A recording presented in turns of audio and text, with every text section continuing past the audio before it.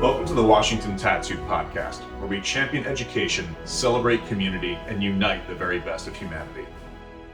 Fueled by world-class military precision and cultural excellence, Washington Tattoo produces unforgettable immersive experiences, creating an atmosphere for people, organizations, and businesses to connect, network, and build impactful relationships.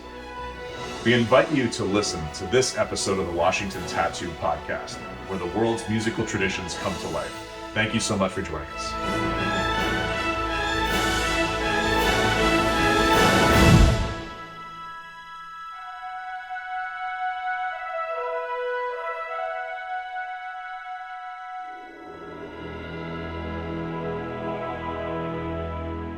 Hello, everyone, and welcome back to another episode of the Washington Tattoo Podcast. We are so excited today to have David Coker of the Fisher House Foundation on with us today, and I think you're really in for a fantastic treat. So, David, thank you so much for taking the time to chat with us today. Oh, it's my pleasure. You know, all too often, Fisher House tends to be a best-kept secret. So to have the chance to tell people a little bit about Fisher House is a great opportunity, and we're grateful for that. It's incredible. And I know the Fisher House is a part of a lot of military families' fabric once they become a part of the Fisher House ecosystem. And so I'm sure the name Fisher House resonates not just on, a military or veterans service level, but personally for a lot of the families that come and, experience your services. It does. And, when you think about the environment within a Fisher House, it really is an extended family because you will have some older people, some younger people, and they gather strength from one another. They share the burdens, and they accept the challenges and face them in such an inspirational way. One time I was asked, isn't it tough to be around people going through such difficult challenges? And it can be daunting to see what the challenges that they are facing. Right. But the way they meet them just head on is nothing short of inspirational. Incredible. And so, for the folks who are listening in today that aren't familiar with the Fisher House story, what would be kind of a snapshot that you would share with folks that maybe don't know but would want to be involved with Fisher House? Well, if the analogy we use is the Ronald McDonald House. They provide a place where families can be together to support a child who's going through a medical crisis. Well, Fisher House does the same thing, but we focus on military and veterans families. So we see everything from neonatal cases, problem pregnancies, to those dealing with issues on the other end of the spectrum. And of course, during operations in Iraq and Afghanistan, the houses were just invaluable in supporting those that were wounded during that conflict. Incredible. And so I would imagine, there are Fisher houses all over the country, and I think now there are a few that are in Europe, overseas. Is that correct? We have 94 houses throughout the world. We have 2 in Germany at Landstuhl Regional Medical Center. And then we also have 1 in the UK in Birmingham, the Queen Elizabeth Medical Center. They've got a Royal Defense Ward. And what would happen is British soldiers would come through, they'd get care at Landstuhl, their families could come and support them. Then they'd go back to England when they could. And there's no military health system. There's no veterans health system. So they would just be out in the national health system. And they kept saying that, we'd really like to be with our brothers and sisters and with those who served. And so they created a Royal Defense Ward.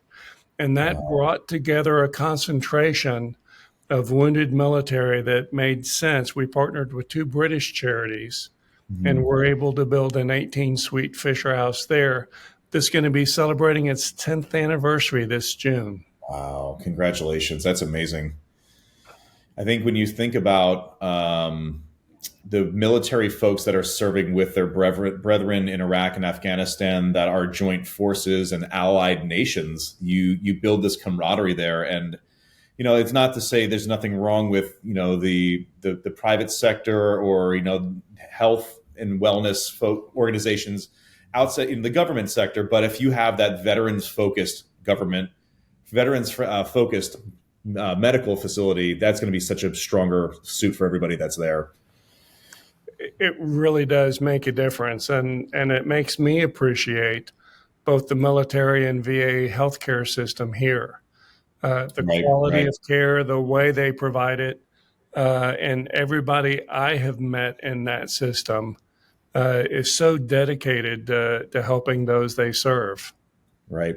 And it's interesting too. I've started a lot with folks from the UK. I've done a lot of work with folks from Somalia, and have done work with folks that have really experienced kind of the craziest things of crazy. And so you have folks that have come in that are seasoned veterans, folks that have seen a lot of different things, but also some young privates or young officers that come in and their lives are changed forever. And so when you see the folks that are coming in and they're working with joint forces, and they're working with these folks that are in Germany, folks that are in the UK, I'm sure it feels great to have that tie back to the United States. It is, and one of the challenges and privileges of being a leader is setting the example, and the U.S. does such a great job of showing other countries about how we should value those who've served our nation's military. Right. So how did you, at the beginning of your story, how did you get involved with the nonprofit space, and then specifically Fisher House? Well, it came down to, in my military career, I grew up an Army brat. Okay. And then I had my career, and I was Medical Service Corps, and was a hospital administrator. And I was assigned at Fitzsimmons Army Medical Center. Great spot, Aurora, Colorado. It is has since been deactivated. But they were building this nice, beautiful building at the end of the parade field. And the first thought was, oh, General's getting a new set of quarters. Isn't that great? And then I learned it was going to be a Fisher House. Well, the next question is, what is a Fisher House? And there were only a few at the time. So I called back, and I actually had to call the first Fisher House that was given at Bethesda, and learned what it was and what the mission was, that it was there to help military families experiencing a crisis. And I remembered a time when I was a young captain over in Germany. I was assigned to Heidelberg and got a phone call that my mom had come down with cancer. Well, later on, I had heard the story about how the initial diagnosis was not good. And Dad had retired and was living in South Carolina. The commander at Walter Reed had worked for my father when he was in Europe. And he called up General Malone and said, Lou, Virginia's got cancer. I'd really like to get a second opinion. Who's got the best program? And he said, well, we do here at Walter Reed, and I'll help make appointments. There's only one condition. You're staying with me. Wow. And he opened up his quarters to my folks. And at a time when life was upside down, to be in a home environment with others that cared about you, it was legend in my family, the difference that made for my folks. Right. And so when I learned what Fisher House was, I went to the chief of staff of the medical center. I said, sir, I'd really like to be a part of it. Can I help? And he said, Coker, knock yourself out. And so at that time, Fisher houses were very, very new. The Army wasn't providing management in the houses in terms of a person. You were going to check in at the guest house, get a key, and go over to the other building. Right. I talked my wife at the time into being the manager. And of course, that meant I was volunteer number one. And as I got involved, Boy, I still remember that first Thanksgiving. We had 5 families in the house, all of them NICU. Mm, And if you don't think there was a sense of gratitude right. and a blessing that day, it just captured my heart. And I could see the difference it was making for those families. And I said, okay, well, maybe I need to start a local nonprofit. So I did a few web searches and saw that the name Fisher House Foundation wasn't taken. So I created my own little local Fisher House Foundation. Mm. And then a few weeks later, I get a call from New York from Mr. Fisher's people. And he says, Fisher House Foundation, like the name. And I said, you know what, sir, I'll change the name of my organization. And a few weeks later, he sent out a letter saying, as the program grows, we appreciate those of you who want to create a local group. We Mhm, just ask that you don't name it, give it a name that could be confusing to the public. And I mhm. said, no problem. And there was a PS with that. And I said, we're starting a national foundation. If you know anybody who'd like to be a part of it, have them contact us. And I had already turned in my retirement papers. And Wow. I said, okay, let's see where this goes. And I was fortunate enough to be selected. Incredible. Congratulations on that. I mean, that is such a fantastic story of just the personal touch and the personal experience growing into a passion to help others, and then, kind of almost this divine grace where Fisher House steps in and says, "Come along with our journey." Yeah. Yeah. It has been an amazing ride. And that was just a short 28 years ago. Unbelievable. Well, congratulations to an incredible career in the military, as well as now, I mean, having this as a sustainable thing for families and service members to come in there. I mean, the quality and care that is synonymous with the Fisher House is incredible. And to also look at this as a partnership idea where you started off as a foundation and then became encapsulated with the Fisher House itself. I mean, that's not by accident. I always think that there's a reason behind that. There are a few too many God things along the way. Yeah. And I look forward to seeing more in the future. And I always find that to be the interesting piece of the conversation is that, are you in tune with the breadcrumbs that are left for you to find? And typically one breadcrumb begets another breadcrumb, which gets a little larger. And then the next one gets a little bigger. And then you say, wow, okay, let's get some other folks to help with this next breadcrumb. Incredible. So and I'd love to hop into this. So currently, Fisher House is doing a lot of great things all around the world now. But what are some things that you're currently involved in, maybe from a day-to-day basis? Well, at the heart of what we do will always be the network of houses. Mhm. Currently, we've got 94 houses in operation. We're building 2 more. A second house at Bay Pines in Florida, and a Mhm. house at the VA, Harry Truman VA in Columbia, Missouri. We're Wow. working to get 3 more starts this year, and that will take us to 99 houses. Oh my goodness. And so next year, we're going to be focused on hitting the milestone of 100. And while it's a great milestone, we know that there's another 20 houses that have been identified as needs beyond that. So Mm. we'll have a short celebration, and then it's time to get back to work. Right, right. But I mean, I think at that point as well, you must have the systems understood, how you want to have your processes and policies and your intake forms. I'm sure that in itself took a good while to start to learn how you could replicate this idea of building a new house, staffing it, making sure that it's taken care of. And so question there would be, in the idea of building these houses, what is a typical length? How long does it say, hey, we want to put a new one up? How long is it from kind of start to finish to do a new house? You know, it can be a complicated process depending Mhm. upon what land may be available. Always refer to Fisher House as a public-private partnership. And what we do is we proffer to the Secretary of the Army, Navy, Air Force, or Department of Veterans Affairs that we would like to provide a gift. And the gift would be a house to be known as a Zachary and Elizabeth Fisher house. It would have anywhere between 8 and 20 suites to accommodate families who are receiving care at the medical center it supports.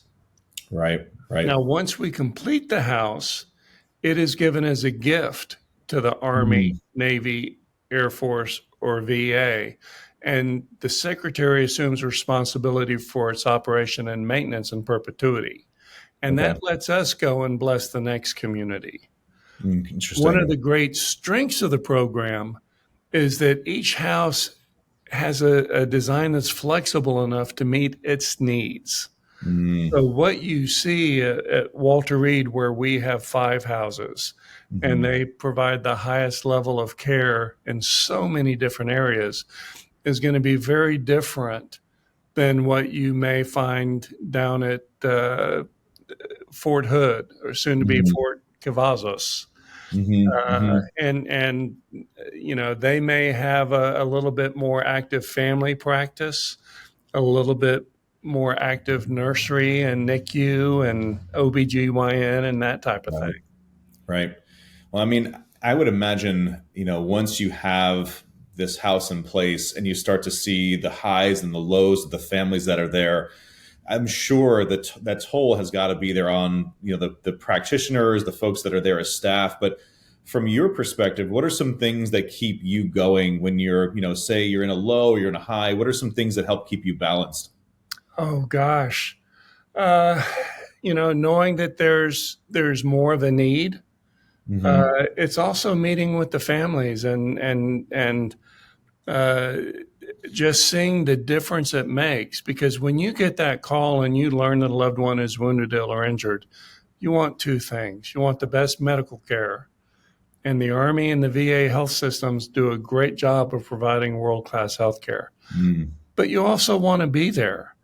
And that's a little bit more of a challenge, because so often the guest houses, the lodges at military bases are full of people who are TDY. They're processing in, processing out. Right. They're there for this special operation.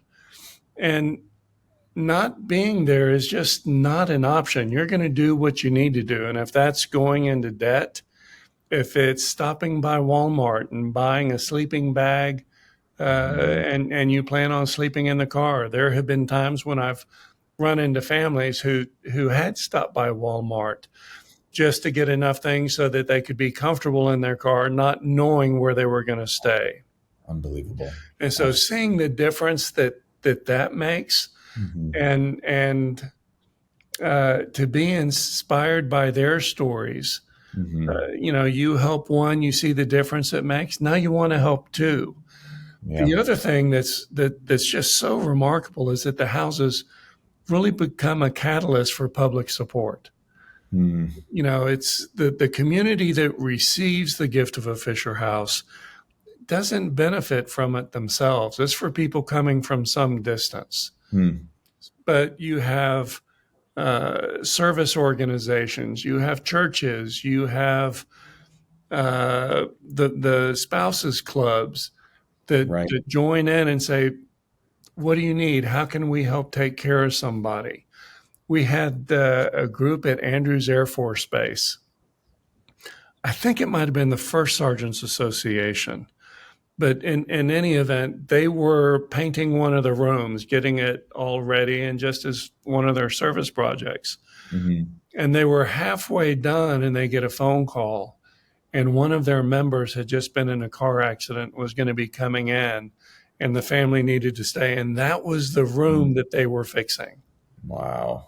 And so to be a part of something that helps bridge that military civilian divide by letting people from groups come in and hear the stories of those who served.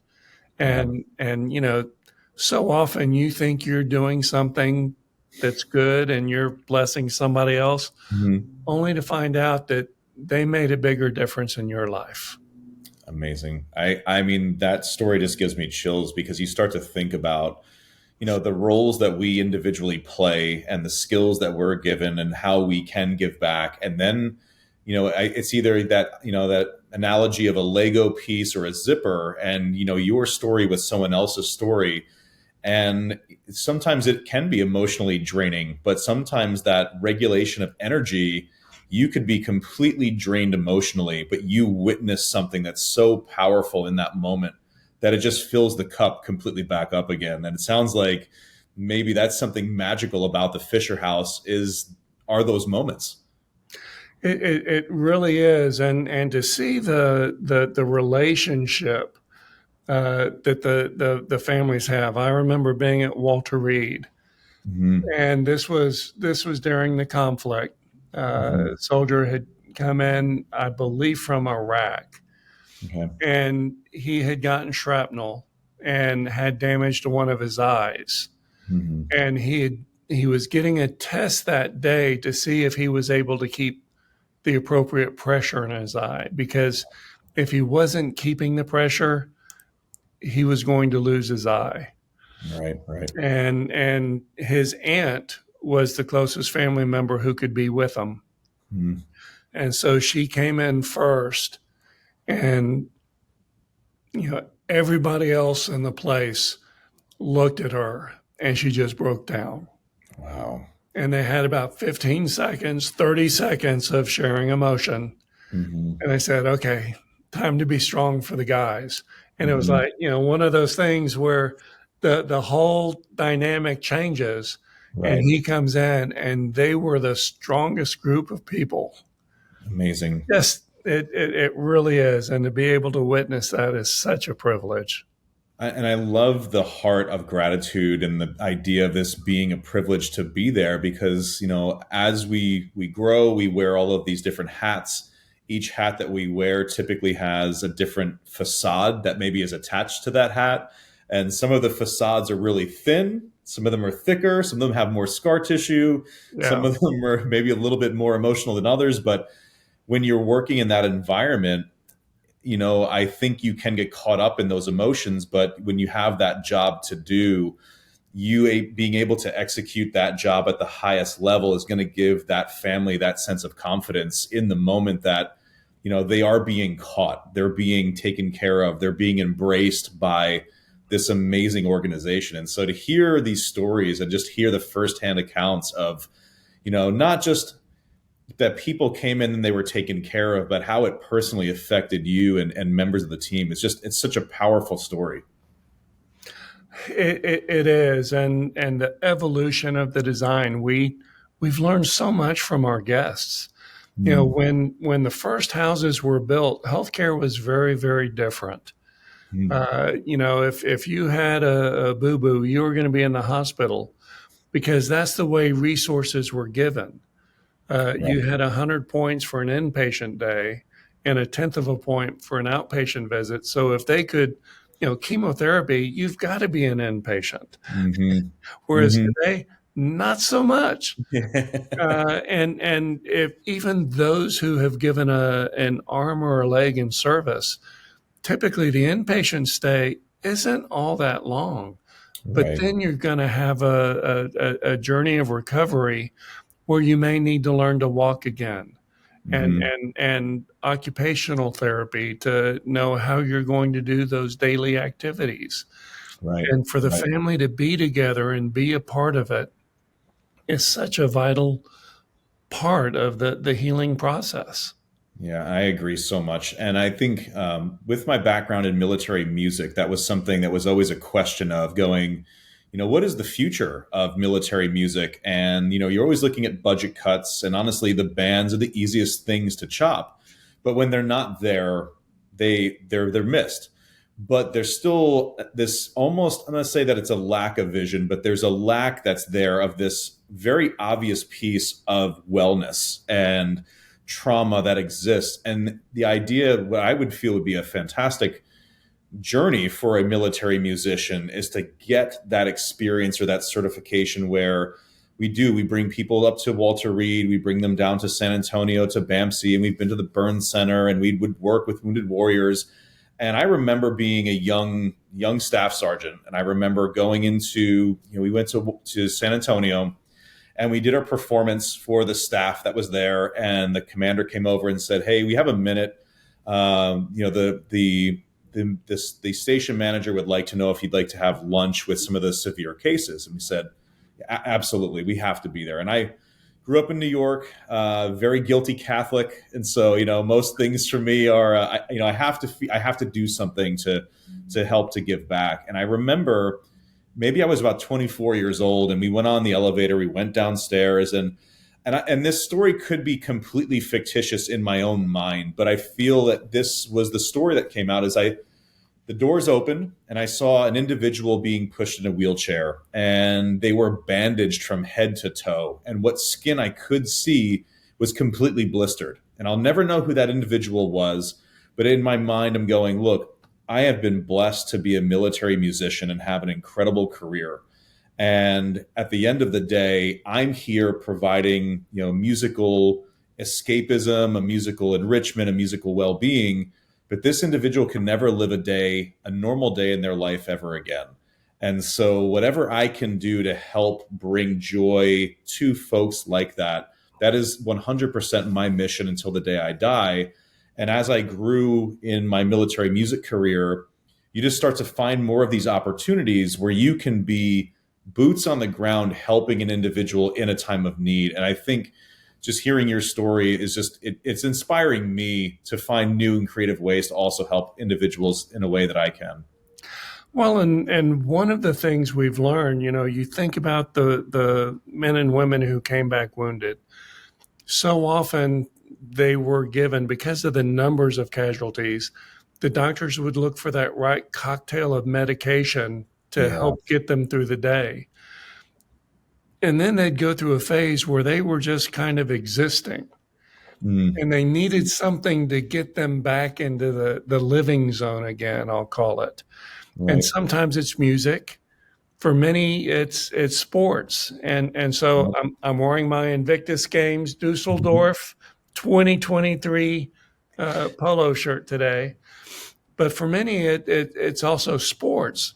Mm-hmm. And so we've gotten into supporting both the Warrior Games, hosted by the Department of Defense, and the Invictus Games, because what would happen is somebody would go around the track once and do it in a minute and a half, and the next time they cut 15 seconds off their time, and they see progress, and that gets them excited, and they say, "Well, I can do better."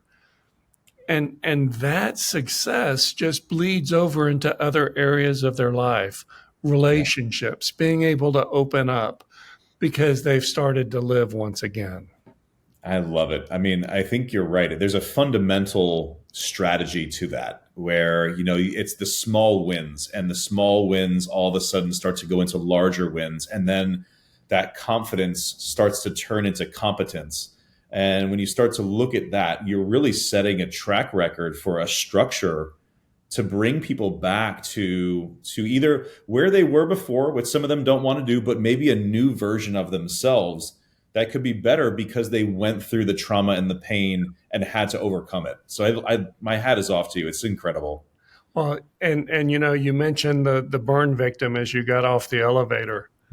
One of those treated that I met down at BAMC, and a lot of times when they had to do skin grafts, they would inject enough saline under the skin to give more volume to the skin that they needed to graft. Well, one of those young fellows was a man by the name of J.R. Martinez, who went on to care for those who followed him, but then he also won Dancing with the Stars. Go figure that. I love it. I love it. It's incredible. So coming around right now, when you're talking about the new houses, the stories that have built you here today. So what's on the horizon for you? We're coming up on potentially 100 houses. What are some things in your life that are on the horizon today? Oh gosh, the knowledge that there's more to do. The 100th house will be a tremendous milestone. Let's celebrate it for a day or two, and then let's get on with more business. There's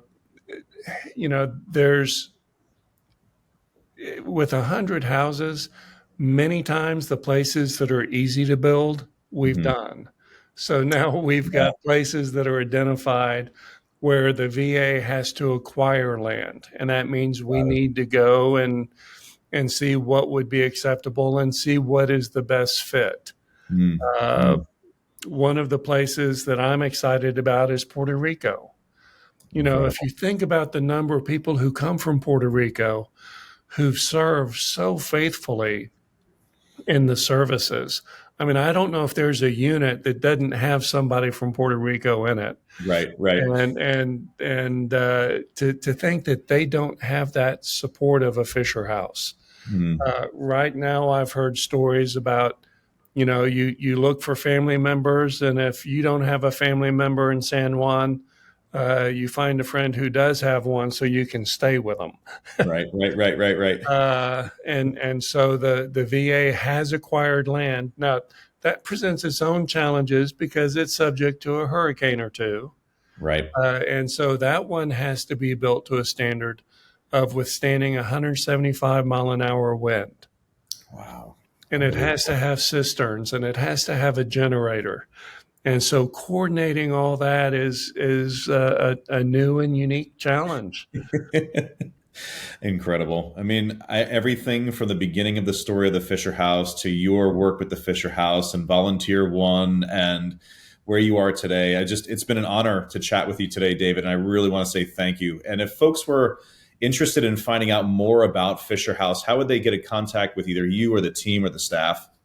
Well, the best thing is go to our website, and that's fisherhouse.org.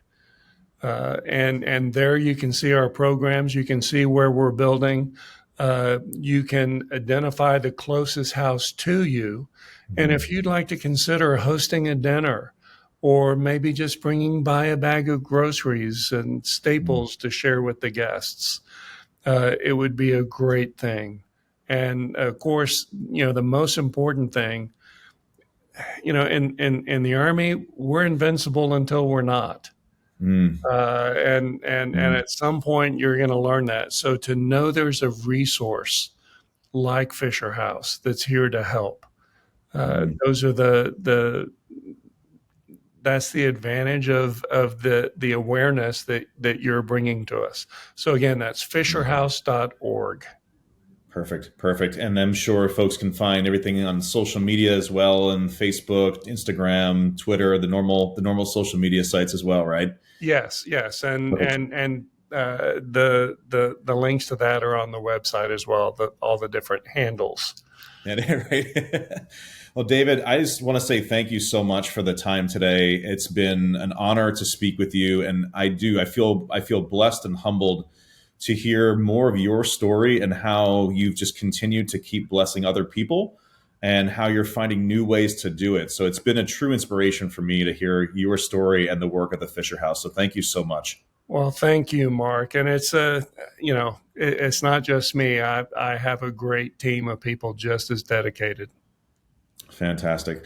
Well, folks, please check out the fisherhouse.org and their social media handles on Instagram, Twitter, Facebook, and the usual social media channels. And we just want to say thank you from the Washington Tattoo for checking out this episode with David Coker. This has been fantastic. And if you're interested in learning more about us, please find us on www.thewashingtontattoo.com and also on Instagram, LinkedIn, Facebook, and YouTube.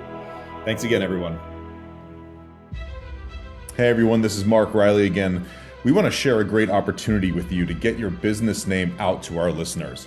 We are looking for individual episode and yearly sponsors for the Washington Tattoo Podcast. So if you love music, history, and want to support military veterans, please take this step with us and consider being a sponsor. For information on that, please email marketing@thewashingtontattoo.com.